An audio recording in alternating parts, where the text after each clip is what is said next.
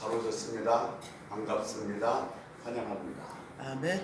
우리가 살아가다가 15분만 한번 내쉬어도 참 긴장감도 풀리고 근육도 풀리는데 이 마스크 때문에 심호흡도 제대로 할 수 없는 그런 시대가 되어져 버리고 말았습니다. 호흡에는 두 가지 호흡이 있습니다. 육적인 호흡도 있지만 영적인 호흡도 있습니다. 육적인 호흡은 여러분도 알다시피 밖에 있는 신선한 산소를 들어마시고 안에 있는 일산화탄소를 내뿜는 거지만, 또 하나 영적 호흡은 성령의 생각은 들어마시고 육신의 생각은 내뿜는 것이 성령의 호흡, 영적인 호흡입니다. 이게 우리가 호흡한다는 것은, 기도는 우리의 호흡이라고 그랬습니다. 기도하는 것, 찬양하는 것 다 호흡입니다만, 특별히 오늘 우리가 거룩하고 아름답게 드린 이 예배야말로 심호흡하는 시간입니다. 한 주간, 한 달간 우리 안에 있는 모든 육신의 생각은 다 내뿜어버리고 성령의 생각을 마음껏 들어마시는 그런 복된 시간이 되시기를 주의 이름으로 축원합니다. 아멘. 스티븐 헤이스라는 IT 산업계의 성공적인 신화를 거둔 사람이 있습니다. 중소기업 벤처기업에서 엄청난 성공을 이룬 그에게 많은 사람들이 질문했습니다. 당신은 어떻게 이렇게 성공할 수 있겠냐고 묻자 그가 이렇게 대답했다고 합니다. 나는 다른 사람보다도 인간관계를 잘했기 때문에 이만큼 성공할 수 있었습니다. 더불어서 그가 이런 얘기를 덧붙였습니다. 아주 공학적인 기술과 인간관계의 기술이 있다면 둘 중에 어느 것을 택하라고 한다면 나는 서슴없이 인간관계의 기술을 택하겠습니다. 그만큼 우리가 살아가는 데 있어서 인간관계가 중요하다는 이야기죠. 실제로 미국에서 재정적으로 성공한 사람들을 조사해 봤더니 15%는 자기들이 갖고 있는 어떤 재능, 기능 때문에 성공한 사람이었습니다. 예를 들면 변호사라고 하면 자기가 잘 알고 있는 그 법률 지식, 또 회계사는 자기가 잘 알고 있는 회계 기술, 이런 걸로 성공한 사람이었고, 나머지 85%는 다 인간관계를 잘해서 성공된 삶을 살 수 있었다는 겁니다. 우리 살아가면서 정말 중요한 것은 다른 사람과의 관계, 인간관계가 정말 중요합니다. 앞서 말씀드렸던 것처럼 우리가 사업을 하든 아니면 뭐 장사를 하든 직장을 다니든 간에 이 인간관계에 실패해서 삶을 얼마나 어렵고 복잡하게 살아가는 사람들이 많이 있는 줄 모릅니다. 여러분 혹시 들어보셨습니까? 대인관계의 10계명, 인간관계의 10계명이 있는데, 첫 번째 사람들에게 만나면 환영한다고 말을 해라. 두 번째 웃음 지으면서 말해라. 세 번째 그 사람의 이름을 불러줘라. 심지어는 이 실험을 해봤는데, 가정사역사에서 남편과 우리 아내를 부를 때 여보, 자기, 오빠, 아무개 아빠, 아무개 엄마라고 부르는데 이름을 불러줬을 때 훨씬 더 친밀감을 느끼고 아주 그 부부 관계가 좋아졌다고 합니다. 이게 집에서도 여러분 남편 이름 부르는 거 좋습니다. 처음엔 쑥스러울 것 같지만 자주 불러보면 그것이 얼마나 정답고 아름다운 소리로 들리는지 모른다고 합니다. 두 번째는 친밀감을 유지해라. 좀 내가 필요할 때는 친절히 대하지, 친밀감 있고 친절히 대하지만 그렇지 않을 때는 뭐요? 좀 함부로 대하지 말고 한결같이 친밀감을 가지고 대하여라. 사실 이 다섯 번째는 성실하라 이렇게 얘기하고 있는데, 성실하라는 것은 한결같아야 됩니다. 좋을 때나 나쁠 때나 그 사람을 대하는 태도가 한결같아야 돼요. 어떤 분이 이렇게 말합니다. 그리스도인들의 맛은 빛과 소금이라면 그리스도의 멋은 친절과 예의다. 아멘. 내가 어느 때나 친절을 베풀어도 예의 있게 베풀어야 된다는 것입니다. 진심으로 사람들에게 관심을 가져라. 그냥 대화하면서 아니면 대화를 들으면서도 그냥 건성건성 이렇게 하지 말고 진심으로 관심을 갖고 눈을 보면서 들어줘라. 그것이 인간관계를 잘할 수 있는 방법이라고 얘기합니다. 칭찬은 관대하게, 비판은 조심스럽게. 칭찬은 좀 많이 하더라도 비판은 대수대로 조심스럽게 하지 말아라. 그것이 인간관계를 잘하는 비결이라는 겁니다. 또 다음은 타인의 감정을 고려하라. 이걸 EQ라고 얘기하죠. 전에는요 IQ가 높은 사람이 성공했습니다. 요즘은 IQ가 아니라 EQ, 감성 지수가 높은 사람이 성공합니다. 왜냐하면 상대방의 감정을 잘 읽을 수가 있어야 된다는 거예요. 지금 상대방은 몹시 슬픈데 내가 기쁜 이야기, 우스갯소리하면 그 사람이 관계가 잘 유지되겠습니까? 이 상대방의 감정에 잘 반응하는 이 감정 지수가 높을 때에 그 인간관계를 잘 해나갈 수 있다고 이야기합니다. 타인의 의견에 신중해라. 우리는 참 묘한 게 있습니다. 대화도 부부간에도 마찬가지거든요. 이 의견이 다르면 다른 것이 아니라 뭐요? 틀렸다고 생각합니다. 그래서 말다툼이 되고 때로는 뭐요? 안에서 미움도 생기는 겁니다. 여러분, 대화하다가 상대방의 의견이 나와 다르다고 해도 그것은 틀린 것이 아니라 다만 다를 것뿐입니다. 상대방은 나와 다른 생각을 가질 수 있다는 생각을 가져야 할 줄로 믿습니다. 그럴 때 인간관계가 잘 된다는 겁니다. 10번째, 남을 위한 일은 재빠르게 해라. 우리가 내 일은 정말로 재빠르게 하는데 남의 일 하는 데는 좀 서서히 게으르게 하는 수도 있는데 남의 일도 재빠르게 하라. 이것이 인간관계에 성공할 수 있는 십계명이라고도 얘기합니다. 이것을 오늘 성경적으로 얘기해서 딱 한마디로 정리하면 지혜롭고 슬기롭게, 지혜롭고 순결하게 인간관계를 할 때 그 인간관계가 잘 된다고 이야기할 수 있겠습니다. 여러분이 알다시피 우리가 살아가고 있는 이 세상은요 전쟁터입니다.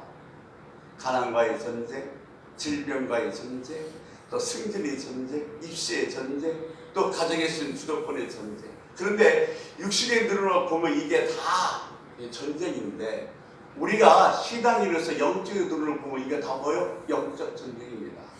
그 전쟁 속에는 반드시 누가 개입하고 있냐면 마귀가 개입하고 있기 때문입니다. 그러니까 우리가 정말로 정신을 차리지 않으면 이 마귀의 무방비 상태로 놓여져서 어려움을 당할 수밖에 없다는 겁니다. 그래서 대화를 할 때 상대방을 잘 알고 나를 잘 알면 우리가 그 대화를 잘 이끌 수 있고 인간관계를 승리자로 마무리할 수 있습니다. 그런데 이 둘 중에 하나를 모르면 상대방을 모르고 나를 모르면 그 인간관계에서는 실패할 수밖에 없습니다. 그러면 영적 전쟁도 마찬가지입니다. 마귀에 대해서 잘 알고 나를 잘 알면 이 영적 전쟁에서 결코 우리는 마귀의 밥이 되지 않을 것이라고 생각이 듭니다. 근데 이 영적 전쟁에서 사단을 잘 알아야 되는데 마귀를 잘 알아야 되는데 이 마귀의 특징은 뭐냐면 속임수입니다. 그 마귀의 속임수에 우리가 속아서는 안 됩니다. 마귀는요 마치 전능자처럼 우리를 속입니다. 마귀가 무엇이든지 할 수 있는 것 같지만 절대로 마귀는 전능자가 아닙니다. 두 번째, 마귀는 무소부지한 것처럼 우리를 속입니다. 어디나 있는 것처럼 말하지만 절대 그렇지 않습니다. 욥기에 보면 하나님께서 이 사단에게 묻습니다. 어디에 있었냐고 묻자 여기저기 다녔다고 얘기하고 있습니다. 여러분, 결코 마귀가 들어올 수 없는 것 세 군데가 있습니다. 감사에는 마귀가 출토할 수 없습니다. 용서에는 마귀가 들어올 수가 없습니다. 사랑에는 마귀가 접근할 수가 없습니다. 예, 내가 아무리 힘들어도 아무리 답답해도 억울해도 이를 악물고 감사할 때 마귀는 감히 우리에게 들어올 수 없음을 믿으시기 바랍니다. 아멘. 그러므로 또한 마귀는 극단적으로 몰고 갑니다. 좌절하게 만들고 실망하게 만들고 절망하게 만들고 낙담으로 이끌고 가서 결국 뭐요? 스스로 목숨을 끊게 만들어 버립니다. 그러므로 자살은 마귀의 장난임을 우리는 알아야 합니다. 또 한번 마귀는 뭐냐면 물타기를 잘합니다. 혼합을 시킵니다. 10가지 중에서 8가지는 잘하고 2가지만 잘못하면 뭐 그만하면 잘못하는 거지 하면서 우리를 뭐요? 혼합시켜서 속여버립니다. 여러분, 여기 보약이 80% 있고 20%가 독약이라고, 이것은 보약이 아니라 뭐요? 독약입니다. 이 마귀의 물타기에 절대로 속지 마시기를 바랍니다. 또 하나 마귀는 뭐요? 자기 정체를 숨기고 옵니다.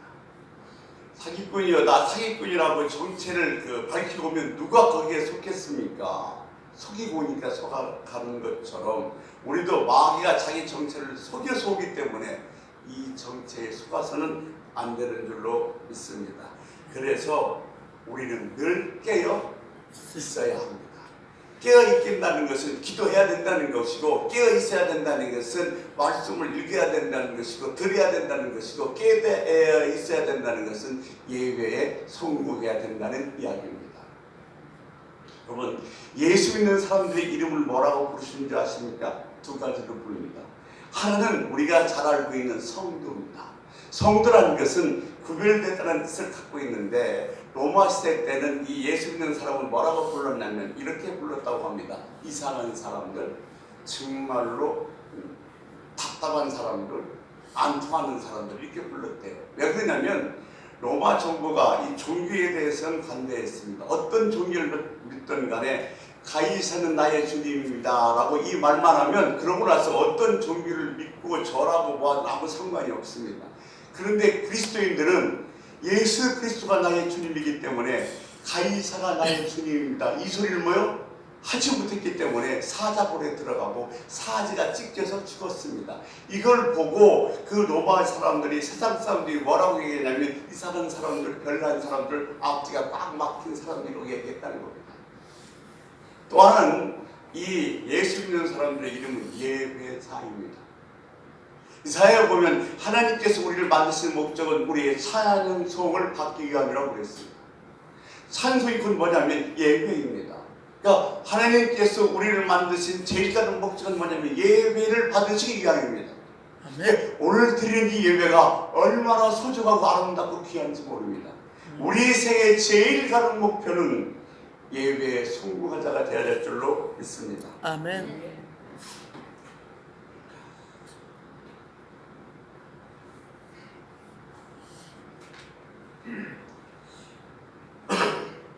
오늘도 이것은 주님께서 주님의 제자들을 파송하면서 하신 말씀이 기록되어 있는 것이 바로 이 마태복음 10장입니다. 그래서 마태복음 10장은 파송장이라고 부릅니다. 여러분 알다시피 히브리서 13장은 믿음장이라고 얘기하고 창세기 4장은 소명상으로 얘기합니다만 오늘 이 마태복음 10장은 파송장입니다.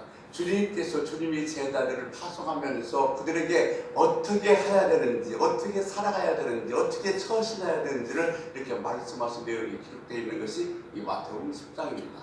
오늘도 우리도 이 말씀을 들으면서 우리 마음속에 뭔가 깨달음이 있고 우리 마음속에 주님께서 주시는 그런 깊은 은혜가 있기를 주의 이름으로 소원합니다. 아멘. 오늘 본문 16절에 보면 이렇게 얘기하고 있습니다.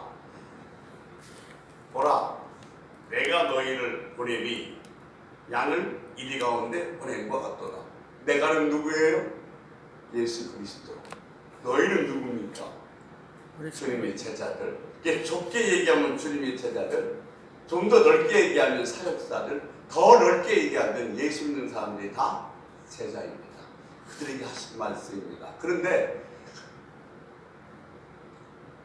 보낸다고 그랬습니다. 너희 보냄이 그러나 그 앞에 두 가지 조건이 있습니다. 주님이 보내시기 전에 마태복음 10장 1절의 말씀에 보면 예수께서 12제자를 부르사 더러운 귀신을 쫓아내며 모든 병과 악한 것을 고치는 권능을 주시라고 했습니다. 보내시기 전에 두 가지 전제가 있는 하나는 뭐요? 부르셨습니다. 주님께서 저와 이름을 부르신 줄로 믿습니다. 근데 이 부르시는 뭐냐면 주도권이 주님에게 있는 겁니다. 우리는 하나 착각하는 것이 있습니다. 내가 예수를 선택했다고 생각합니다. 누가 전도해서 내가 어디가 좀 좋지 않아서 내가 병들어서 주님께 찾아왔다고 생각하는데 그것은 한 가지 방법뿐이지 주님이 우리를 먼저 선택하셨습니다. 이것이 부르심입니다. 내가 선택해서 예수를 믿었다고 생각하니까 중간에 시험 들고 아니면 뭐가 어려우면 예수를 포기하는데 절대 그럴 수는 없습니다. 주님이 나를 포기하지 않는 한 나는 주님 섬기는 것을 포기할 수가 없습니다. 여러분, 목회하면서 제가 주변에 수많은 사람들을 봅니다. 주님께서 부르심을 마치 내가 선택한 것처럼 예수를 믿다가 어려워서 힘들어서 시험 들어서 세상으로 가버리면 주님이 포기하면 그대로 지쳤겠지만 반드시 세상에서 어려움과 고난과 때로는 뭘 겪으면서 주님 앞으로 돌아오게 만드신다는 사실입니다. 이게 내 마음대로 시작했으니 내 마음대로 끝나는 것이 아닙니다. 주님이 부르셨습니다. 야, 우리들에게는 그런 권한이 없는 줄로 믿습니다. 그러니까 우리가 보세요. 내 남편도, 내 직장도, 이 교회도 내가 선택해서 누가 오라고 해서 온 것 같지만 절대 그렇지 않습니다. 주님이 주신 것을 믿으시기 바랍니다. 두 번째는 부르셔서 뭐요? 주셨습니다. 무엇을 주셨어요? 권능을 주셨습니다. 그런데 이 권능은 내 것이 아닙니다. 왜냐하면 나는 없었는데 누가 주신 거예요? 주님이 부르셔서 주셨습니다. 그러므로 주님이 주신 것이기 때문에 내가 주님 뜻대로 사용하지 않고 내가 교만해버리면 주님께서는 그 우리에게 주신 권능을 뭐요? 가져가 버립니다. 근데 분명히 오늘 본문의 말씀은 부르시고 권능을 주셨다고 그랬습니다. 근데 권능을 주셨으면 뭔가 표시가 있어야지요. 내 손에 마패가 있다든지 내 손에 사령장이 있다든지 뭐가 표시가 있어야 되는데 예수 믿기 전과 예수 믿고 아무것도 달라진 게 없는데 주님께서는 뭐라고 말씀하시면 권능을 주셨다고 말씀하십니다. 내게 권능을 주신지 어떻게 알아요?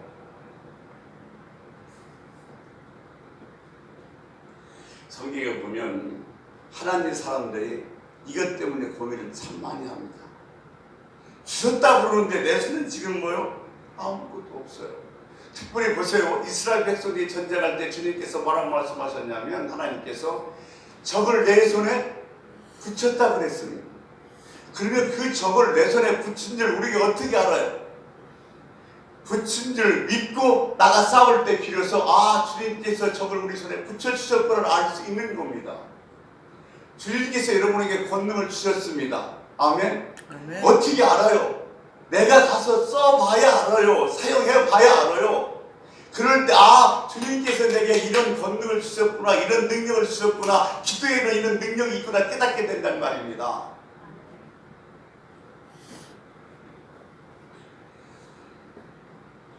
앞서 말씀드린 것처럼 하나님이 주시는 특히 권능, 은사, 치유의 은사, 기도의 은사, 이 은사는 교만해버리면 하나님께서 거둬가 버립니다. 없어져요. 제가 잘 아는 그 목사님이 있습니다. 그분은 정말로 특별한 신의 은사를 받았습니다. 많은 환자들이 나와서 그에게 나와서 기도받으며 나왔습니다. 제가 그분과 같이 며칠 동안 생활할 기회가 있었는데 같이 생활하다 보니까 얼마나 하나님께서 능력을 주시는지 모르겠습니다만 생활은 영 아니에요. 힘들면 아무 때나 화내고요. 모두 집어던지고요. 기도해주면서 이 병이 아주 위중한 병이니까 헌금을 더 많이 내야 된다고 하고요. 정말 내가 이해할 수 없는 인격입니다. 제가 알고 있는 상식으로는 이쯤 되면 하나님께서 저 목사님의 그 은사를 걷어가야 되는데 여전히 환자들은 찾아오고 여전히 환자들은 나아요. 도대체 왜 그럴까 싶어서 가만히 생각해보니 어느 날 그 해답을 깨닫게 됐습니다. 이미 그 목사님이 교만한 순간 하나님께서는 그분의 그 능력을 걷어가셨습니다. 그런데 많은 사람들이 그 목사님에게 기도를 받으면 낫는다는 믿음을 가지고 와서 기도를 받을 때 자기 믿음은 나은 거예요. 이만큼 믿음이 중요하다는 겁니다. 여러분 주신 줄로 믿으시기 바랍니다. 아멘. 믿고 한번 써보세요. 아멘. 예수의 이름으로 선포하고 예수의 이름으로 기도해보세요. 아멘. 하나님에게 어떤 권능을 주시는지 알 수 있게 될 줄로 믿습니다. 아멘. 하나님 보내심입니다. 부르셨어요. 주셨어요. 그리고 뭐예요? 보냈습니다. 근데 어디로 가라는 겁니까? 내가 가라는 대로 가라는 거예요. 주님께서 이렇게 제자들을 보내면서 주시는 말씀 중에 하나가 오늘 본문의 말씀 중에 일부분입니다. 그러니까 주님께서 갈 때는 어떻게 하냐면 인적이 끌리지 말라는 거예요. 염려하지도 말라는 겁니다. 어디에 머무를까 뭘 먹을까 이런 걱정할 필요도 없다는 거예요. 가라는 대로 가면 내가 알아서 해결하겠다는 겁니다. 보라, 내가 너희 보내니 양을 이리 가운데에 보낸다도다. 복음을 전파하면서 만나는 사람마다 좀 더 간단하게 말씀드리면 우리가 살아가면서 인간관계 할 때마다 그 사람을 어떻게 이해시키고 그 사람에게 어떤 처신을 해야 되는지를 오늘 주님께서는 본문을 통해서 우리들에게 말씀해 주고 계신 것입니다. 제자들은 우리는 어디에 양에 비유했고 세상 사람들은 어디에 이리에 비유했습니다. 양을 이리 가운데 보낸 것 같다고 그랬습니다. 양은요 이리와의 경쟁 상대, 싸움 상대가 아닙니다. 양은 이리의 먹잇감에 불과합니다. 세상에서 나를 괴롭히는 사람, 나를 힘들게 하는 사람, 골탕 먹이는 사람을 우리가 어떻게 인간관계를 맺어야 되는가, 오늘 본문의 말씀을 통해서는 적용할 수가 있는 것입니다. 그때 주님께서는 뭐라고 말씀하시냐면 뱀같이 지혜롭고 비둘기같이 순수하게, 뱀 같은 지혜와 비둘기 같은 순수함으로 인간관계를 하라는 말씀입니다. 우리가 뱀처럼 지혜로운 말은 약삭빠지고 재빠르게 속이고 뭐 이런 얘기가 아닙니다. 그 비둘기같이 순결하다는 얘기는 비둘기처럼 순수하라는 말씀인 줄로 믿습니다. 근데 어떻게 보면 이 말씀이 상당히 모순적인 것 같습니다. 왜냐하면 나를 골탕 먹이고 나를 힘들고 나를 어렵게 하는데 나는 어떻게 해요? 지혜롭고 순수하게 되라니 그 참 맞지 않는 얘기 같습니다만, 주님의 제자들이 오순절이 마가 다락방에 성령이 임한 다음에 성령 충만할 때 이런 삶을 살았습니다. 바꿔서 말씀드리면 내가 나를 어렵게 하는 사람, 나를 힘들게 하는 사람, 나를 골탕 먹이는 사람을 상대할 때에 정말로 뱀처럼 지혜롭고 비둘기처럼 순수하게 대할 수가 있느냐? 있습니다. 어떨 때 있느냐? 성령 충만할 때 그것이 가능하다는 겁니다. 그런 말미암아 저와 여러분 기도할 때 이 성령 충만 달라고 기도를 해야 합니다. 아멘. 요즘 세상 사람들은 부쩍 그런 말을 많이 합니다. 예수 믿는 사람들이 천만이 넘는다고 했는데 세상은 왜 이렇게 나아진 것도 없이 좀 더 힘들게 어렵기만 하냐고. 왜 이렇게 예수 믿는 사람들은 앉아서 기도만 하고 분식만 하고 있으면 뭐가 달라지는 게 있냐고. 나와서 뭔가 부르짖어야 되고 시위도 하고 데모도 해야 되는데 왜 그렇게 가만히 앉아만 있느냐고 얘기합니다. 물론 그 얘기가 일리가 있어 보입니다만 주님은 한 번도 데모하거나 시위를 해보신 적이 없습니다. 힘들고 어려울 때마다 참고 인내하고 기다리면 주님께서 뭐 하시겠다고요? 내가 하시겠다고 말씀하시는 줄로 믿습니다. 요즘 많은 사람들이 그런 얘기합니다. 아이고, 방역의 교회가 철저하지 않아서 상당히 많은 어려움을 겪고 지탄을 받는다. 지탄하면 지탄을 받아야죠. 그 핍박도 우리가 감당하는 목입니다. 왜냐하면 잘못할 부분도 많이 있거든요. 받아들이는 건 받아들일 수 있어야 돼요. 근데 좀 목회자 입장에서 가만히 일반 벌어지는 사태를 보면 지금 막 집단 감염이 나오고 어려움이 나왔을 때는 정상적인 정통적인 교회가 아니라 반드시 여기까지였어요. 좋은 예를 하나 말씀드리면, 제가 이런 세상 얘기 잘 안 씁니다만 부산에서 2,000명이 대면 교회를 드렸습니다. 걸렸어요. 정부에서 폐쇄 조치를 내렸어요. 집회 조치를 내렸어요. 그자 그 담당 교회가 법원에다가 집회 정지 기각 신청을 냈어요. 왜냐하면 종교의 자유가 있다는 거죠. 근데 재판관이 종교의 자유보다도 방역이 우선이다 싶어서 기각을 시켰습니다. 근데 놀라운 사실은 2,000명이 모여서 예배를 드렸는데 코로나에 걸린 사람 한 손도 없었습니다. 그렇다고 대면 예배 드리라는 것이 아니라 우리가 지켜야 할 걸 지켜야 되지만 이처럼 주님께서는 잘못된 것은 곤란이 줄 믿습니다. 그를 통해서 우리들에게 시작한 말씀이 있으니까 오늘 이 비난도 뭐 해야 돼요? 감수해야 될 줄로 생각이 됩니다. 뱀은 원래 지혜의 상징의 동물입니다. 창세기 3장 1절에 보면 하나님께서 들짐승을 만드는데 그 중에서 뱀이 제일 강교하다라고 했습니다. 간교하다는 얘기는 간사하다는 것이 아니라 지혜롭고 영리하다는 이야기입니다. 그래서 사단이 뱀의 지혜를 이용해서 인류의 최초의 인간을 유혹에 빠져서 망하게 해버렸던 것입니다. 자, 그러면 양이라는 것은 어떤 뭐냐면 양은 사나운 데를 전혀 찾아볼 수가 없습니다. 세상에서 제일 나쁜 것이 뭐냐면 이중성입니다. 두 가지를 갖고 있는 거예요. 주님께서 바리새인들을 책망하신 가장 큰 이유도 뭐냐면 이중성이 때문에 그렇습니다. 여러분, 우리는 뭐요? 양입니다. 양은 절대로 이중성이 없어야 됩니다. 뭐냐면 겉으로는 사랑한다고 얘기하지만 속은 미워합니다. 겉으로는 환영한다고 얘기하지만 속으로는 싫어합니다. 이게 이중성입니다. 양은 이 이중성이 없습니다. 예수 믿는 하나님의 사람들은 이 이중성이 없어야 될 줄로 믿습니다. 아멘. 그 양은 자생 능력이 없습니다. 자기 집을 찾아오지 못해요. 제비는 겨울을 나기 위해서 강남에 갔다가 다시 포획되면 돌아옵니다.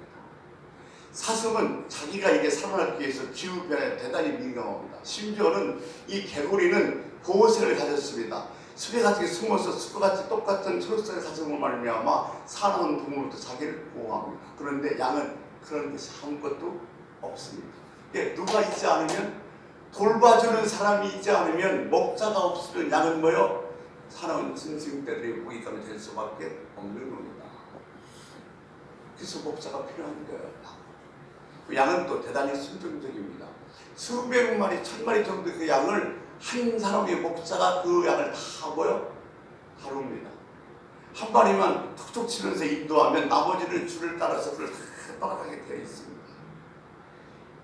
이 소처럼 코를 꿰매지도 않았고, 염소처럼 목을 묶지도 않았고, 발을 묶어놓지도 않았습니다. 그냥 한 마리만 인도하면 그만큼 순종을 토합니다. 양은 철저하게 복종 체질이면서 순종 체질입니다. 또 하나 양의 특징은 뭐냐면 무방비상태입니다.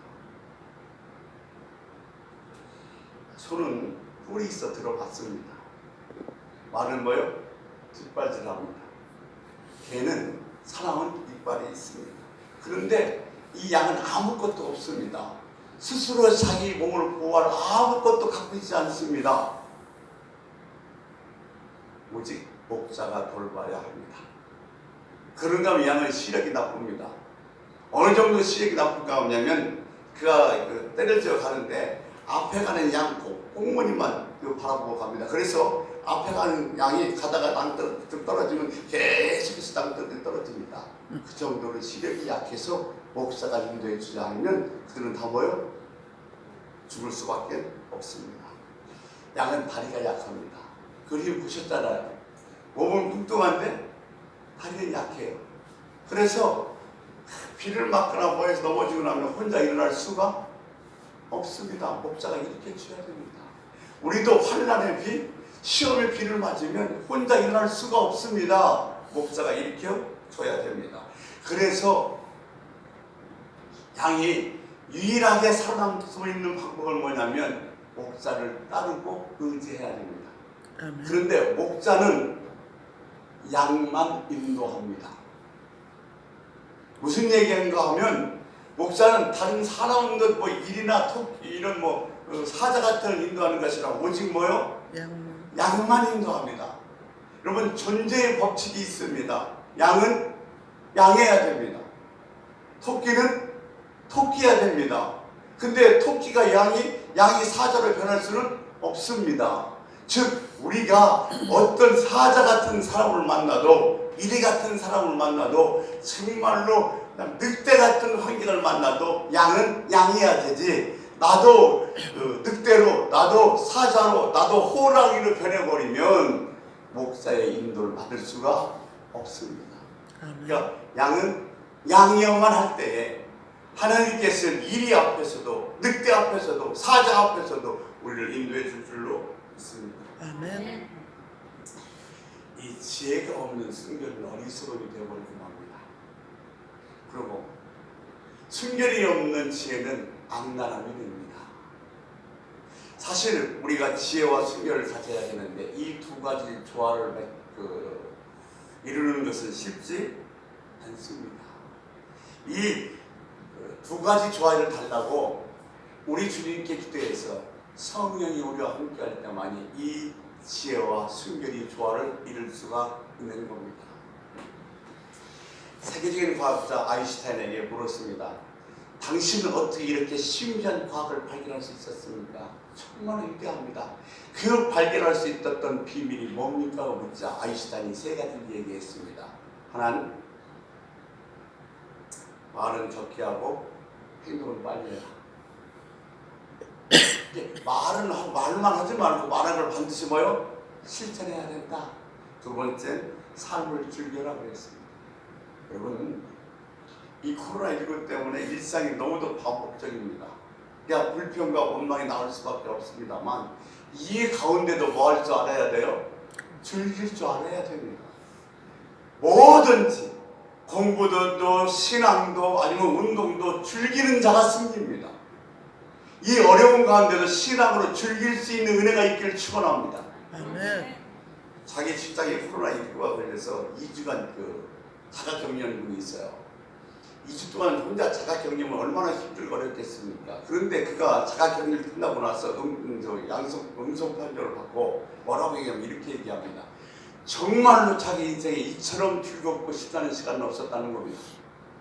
왜 그러냐고 물어봤더니 이틀은 아주 신락하게 잠만 잤답니다.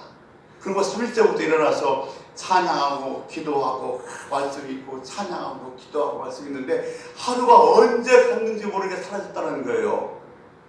이게 지루하거나 따분한 시간이 없이 정말로 자기 인생에 중요하고 행복한 시간이었다고 고백합니다. 사랑하는 성도 여러분, 인생은 즐기는 자의 것입니다. 힘들다고 어렵다고 불평하지 말고 우리 즐깁시다. 아멘. 세 번째는 뭐냐면 생각하는 시간을 가지라고 했습니다. 생각하는 시간을 가지라고 아인슈타인이 얘기하는 것은 물론 과학에 대해서 생각하는 거라고 얘기할 수 있겠지만 이 아인슈타인은 기독교적 생각을 가지라고 얘기했습니다. 이 말은 무슨 얘기냐면 기도하는 시간을 가져라는 말이었습니다. 우리 생활에 있어 정말로 슬기롭고 지혜롭게 살기 위해서는 반드시 필요한 것 기도입니다. 아멘. 기도가 살아있길 주의 이름으로 축원합니다. 아멘. 좋은 인간관계를 원한다면, 아름다운 인간관계를 원한다면 우리는 반드시 기도해야 될 줄로 믿습니다. 아멘. 뱀같이 지혜롭지 않으면 우리는 살아남을 수가 없습니다. 자, 이리 같은 곳에 우리를 보내면서 주님께서 뭐라고 말씀하시냐면 17절에는 사람들을 삼가해라 그대들을 공의로 넘겨줄 것이다. 또한 21절에 보면 장차 형제가 형제를 부모가 자식이